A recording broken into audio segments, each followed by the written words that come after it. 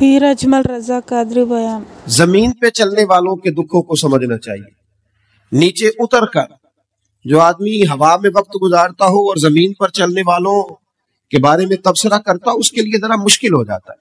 زمین پہ اتر کر لوگوں کی تربیت کا ماحول بنانا، ایسے لوگوں کے ساتھ جو بالکل دور ہیں انہیں قریب لانے کی کوشش کرنا، ان پر تھوڑی سی محنت کرنا، تھوڑی سی ان پر جد و جہد کرنا۔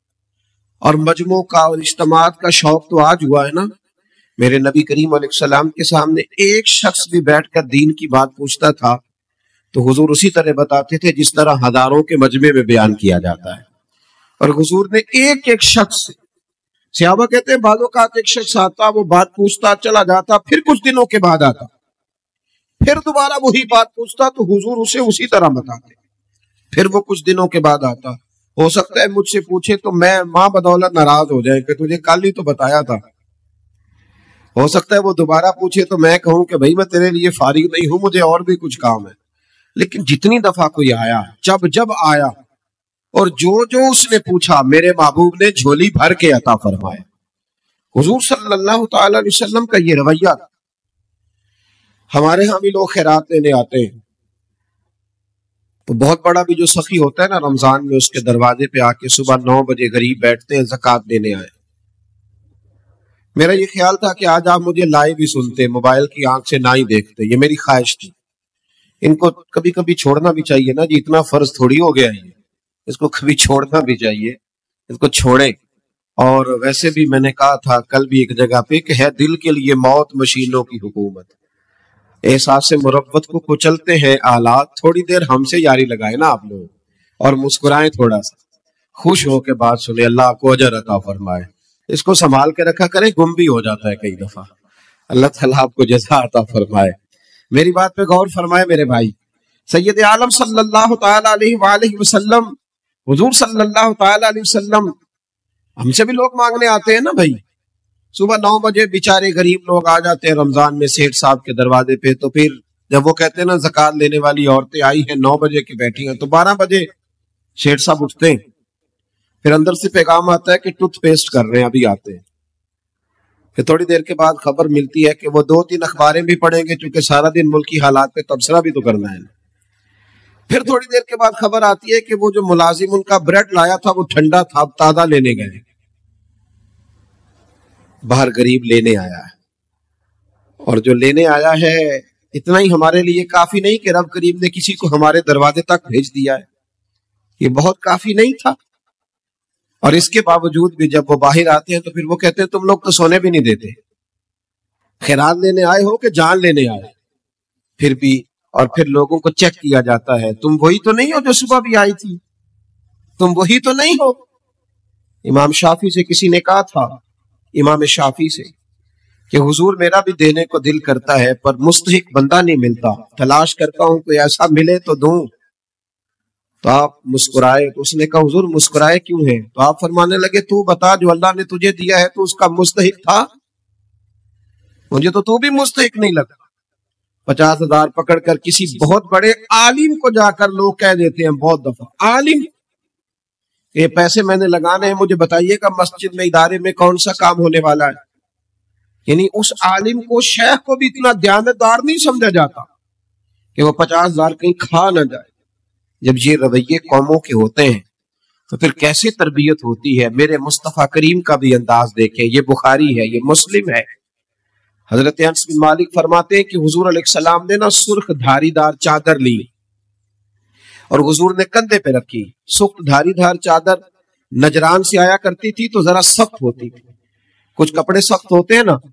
فرماتے حضور گزر رہے تھے تو ایک آدمی آیا، بھکاری، اس نے حضور کی چادر کو پکڑا پیچھے سے، اسے طریقہ نہیں آتا نا ابھی مانگنے کا، چادر کو پکڑ کے نا یوں کھینچا حضور کی توجہ کرانے کے لیے، جیسے کوئی بچہ کسی وقت پیچھے سے پکڑ کے دامن کھینچتا ہے، کھینچا۔ تو حضرت انس بن مالک فرماتے ہیں کہ اس زور سے اس نے کھینچا کہ حضور کی گردن پر میں نے نشان پڑا ہوا دیکھا، نازک وجود اثر، نشان پڑ گیا۔ تو حضور نے جب پلٹ کر اس کی طرف دیکھا تو وہ کہنے لگا اے محمد صلی اللہ علیہ وسلم، میں کچھ مانگنے آیا ہوں، مجھے کچھ دیجئے۔ میرا تو دروازہ بھکاری زور سے بجا دیتا تو میں اسے ڈانٹ دیتا. یہ کوئی طریقہ ہے؟ خیرات لینے آئے ہو قرضہ لینے آئے ہو؟ لیکن جب اس نے کہا نا حضور کچھ دیجئے، تو حدیث کے لفظ یہ ہیں فَالْتَفَتَ إِلَيْهِ فَضَحِكَ. حضرت انس کہتے ہیں قربان جاؤں، محبوب نے جب اس کی طرف دیکھا تو حضور نے مسکرانا شروع کر دیا.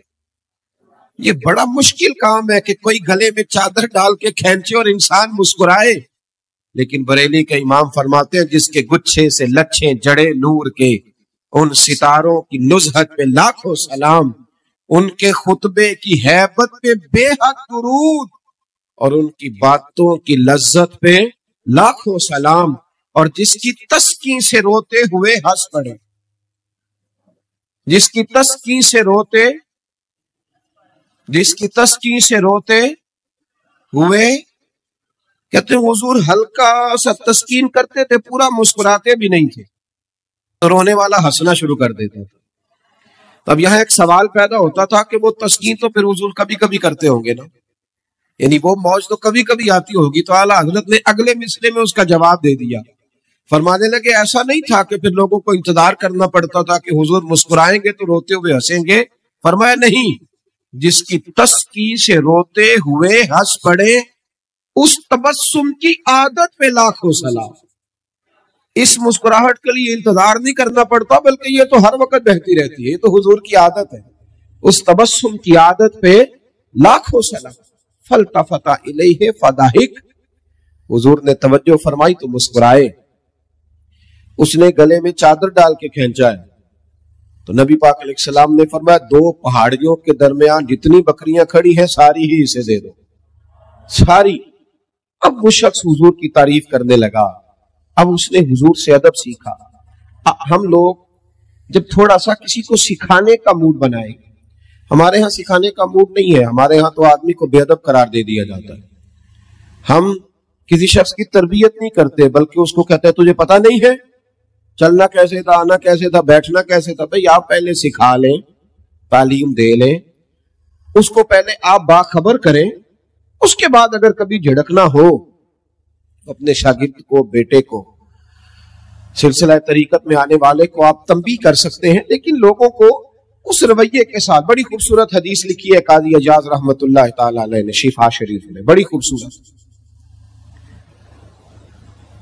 فرماتے ہیں کہ ایک بدو حضور کی بارگاہ میں کچھ لینے آ گیا، خیرات لینے آیا. رات کا وقت تھا تو حضور صلی اللہ علیہ وسلم نے کچھ عطا کیا. جب حضور نے کچھ دیا نا تو اس نے بڑی سخت بات کی، بڑی سخت بات کی. حضور نے کچھ دیا تو کہنے لگا کہ یا رسول اللہ صلی اللہ علیہ وسلم میں نے تو بڑی تعریف سنی تھی، معاذ اللہ ثم معاذ اللہ نقل کفر کفر نہ باشد. کہنے لگا میں نے تو بڑی تعریف سنی تھی، آپ نے تو کچھ بھی نہیں دیا. حالانکہ حضور تو جس کو ایک قطرہ عطا کرے اس کی تو نسلوں کی بھوک بھی ختم ہو جاتی ہے.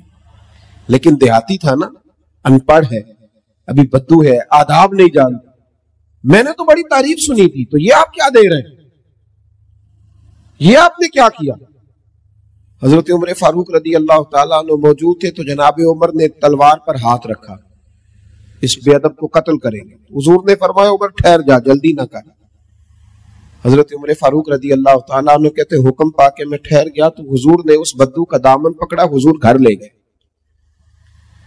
گھر لے جا کے حضور نے اسے کچھ اور دیا. فرمایا آپ کیا خیال ہے؟ کہنے لگا تھوڑا اور مل جائے تو اچھا ہے. حضور نے تھوڑا اور دیا، پھر اور دیا، پھر اور دیا. اب تنگی یہ داماں پہ نہ جا، اور بھی کچھ مانگ.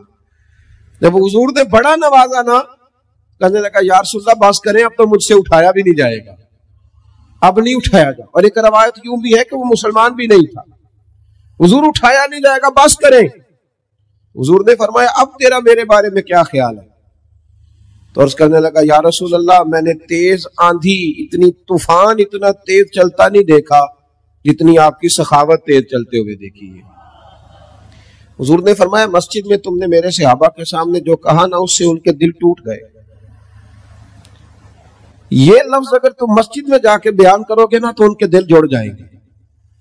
اب اس فکرے کو سمجھیے گا، جب اس نے کہا کہ حضور نے کم دیا تو دل ٹوٹے، دل ٹوٹے.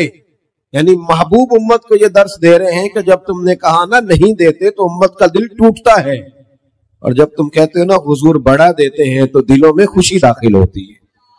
کون دیتا ہے دینے کو منہ چاہیے، دینے والا ہے سچا ہمارا۔ نبی کریم صلی اللہ تعالی علیہ وسلم اسے مسجد میں لائے، خاص غور فرمائیے، مسجد میں لا کر کے حضور علیہ السلام نے فرمایا وہی بات کرو، اب کہو کیا کہتے ہو۔ تو انہوں نے صحابہ کے مجمع میں کہا کہ لوگوں، میں نے آندھی اور طوفان کو اتنا تیز چلتے نہیں دیکھا جتنا حضور کی سخاوت کو تیز چلتے دیکھا ہے۔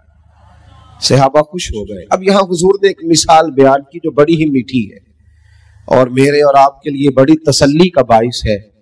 محبوب علیہ السلام فرمانے لگے عمر، اگر تم اسے اسی عقیدے پہ قتل کر دیتے جو اس نے پہلے بات کی تھی تو یہ دوزخ میں جاتا، اور جو اب جملے بول رہا ہے اگر اس بات پر دنیا سے جائے گا تو اللہ اسے جنت عطا کرے گا۔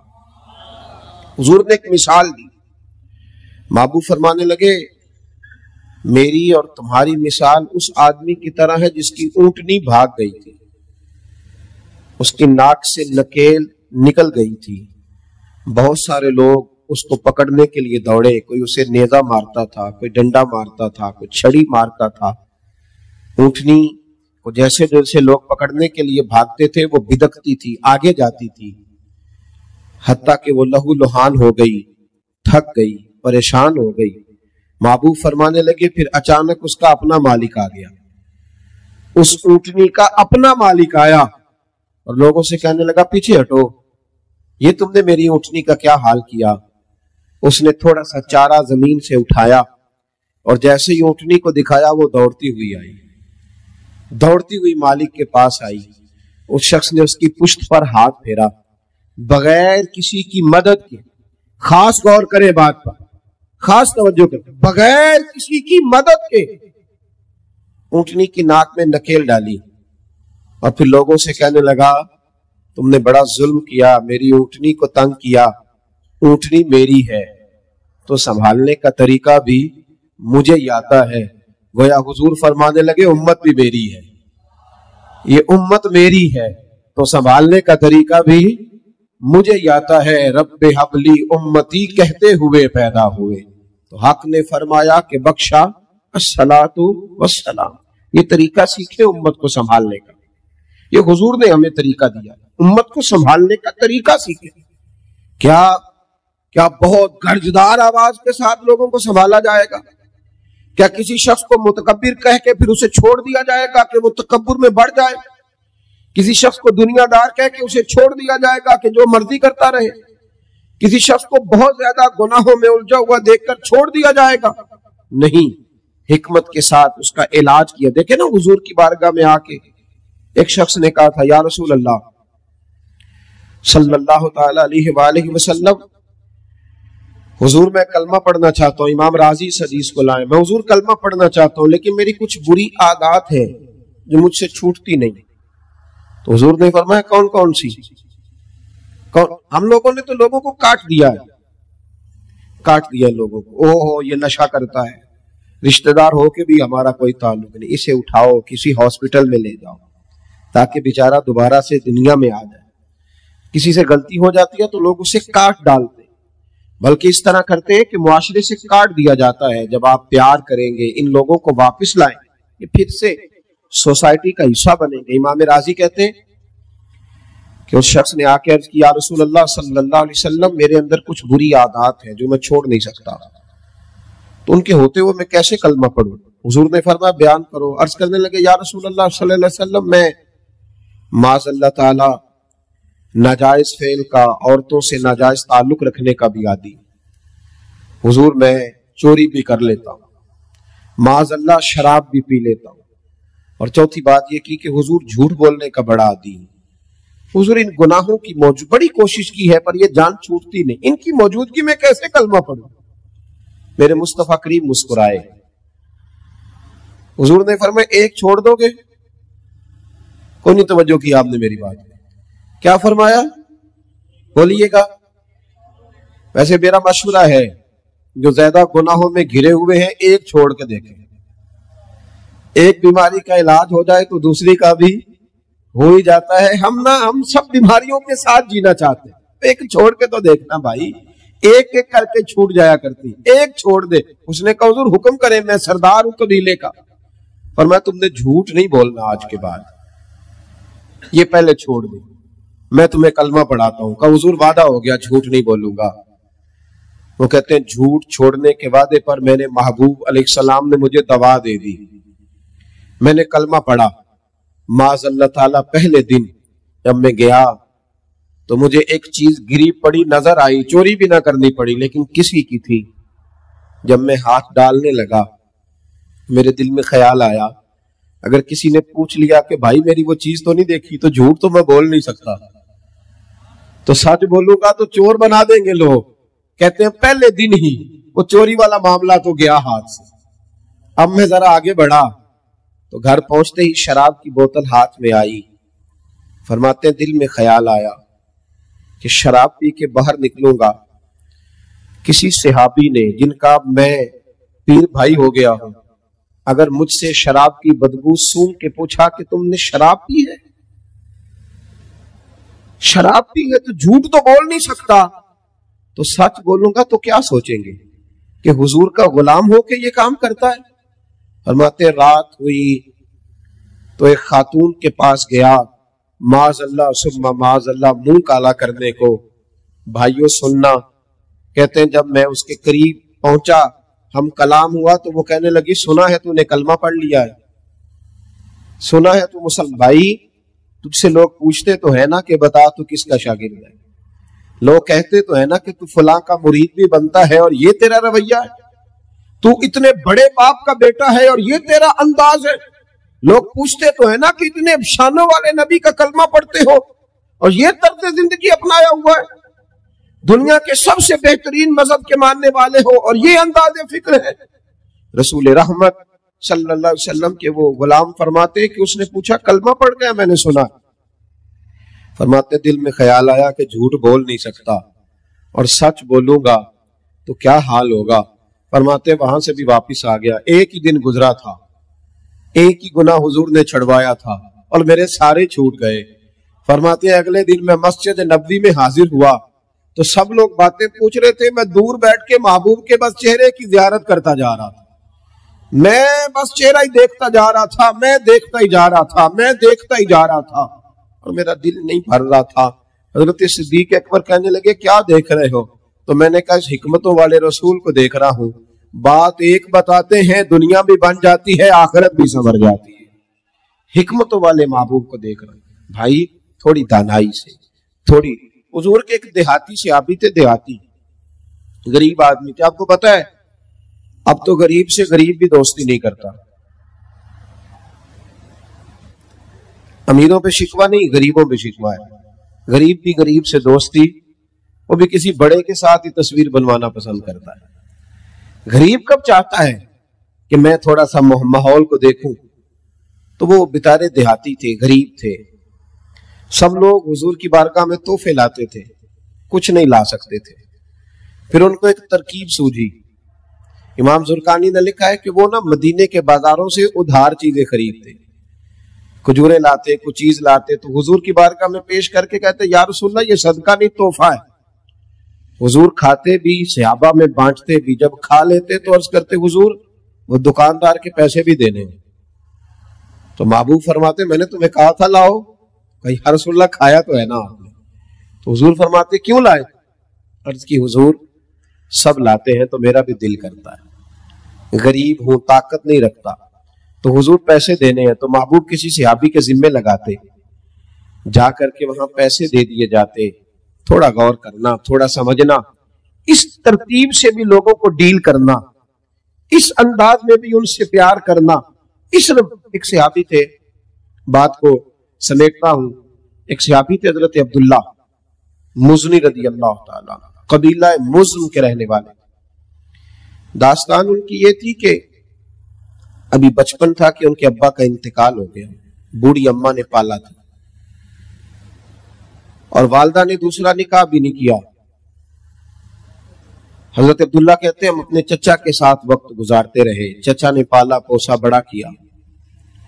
جب وہ جوان ہوئے تو اللہ نے مہربانی فرمائی اور وہ مسلمان ہو گئے۔ فرماتے میرا چچا اسلام کا بڑا سخت دشمن تھا، وہ معاذ اللہ مدینے کا حضور علیہ السلام کا نام بھی سننا گوارا نہ کرتا تھا۔ فرماتے شدید تکلیف تھی اور میں تھا کہ میرا روز مدینے جانے کو دل کرتا تھا، حضور کے قریب جانے کو دل کرتا۔ میری اماں، میری والدہ میرے حال سے واقف تھی۔ میں اکثر جب گھر میں روتا تو میری اماں کہتی کہ بیٹا میں تیرا درد جانتی ہوں، لیکن تیرا چچا بڑا دشمن ہے اور اس نے ہی تجھے پالا پوسا ہے۔ آپ فرماتے میں شدید تکلیف میں رہتا۔ جو لوگ تکلیف میں رہ کے حضور سے محبت کرتے ان کے رنگ بھی بڑے ہی انوکھے، بڑے نرالے۔ جو شہزادے بن کے آئے اور شہزادے بن کے وقت گزارے ان کا تو ماحول ہی اور ہے۔ یہ کبھی کوئی اس سے ملے جس نے یہ درد سہا ہو، اس نے کہا تھا عشق ایک ڈھونگ ہے، تو میں نے کہا تجھے عشق ہو خدا کرے، پھر کوئی تجھے اس سے جدا کرے اور تو اسے تسبیحوں پہ پڑا کرے، پھر تو گلی گلی پھرا کرے، تو اسی کا نام جپا کرے، پھر میں کہوں کہ عشق ایک ڈھونگ ہے اور تو نہیں نہیں کہا کرے۔ فرماتے جب میں بےحال ہو گیا نا ایک دن تو حد ہو گئی، چچا کے سامنے کھڑا ہو گیا جا کر۔ میں نے کہا اب میں نہیں رہ سکتا، مجھے مدینے جانا ہے، اب نہیں رہوں گا۔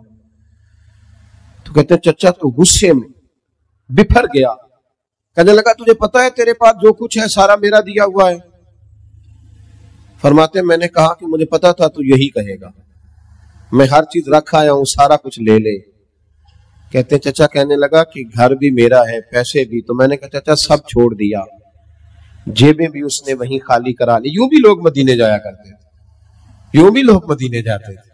اب تو بھئی انداز ہی اور ہو گیا نا لوگوں کا مدینے جانے کا، یوں بھی لوگ مدینے جاتے تھے۔ فرماتے ہیں ہر چیز جب دے دی تو وہ کہنے لگا یہ جو کپڑے تو نے پہنے یہ بھی میں نے لے کے دیے تھے۔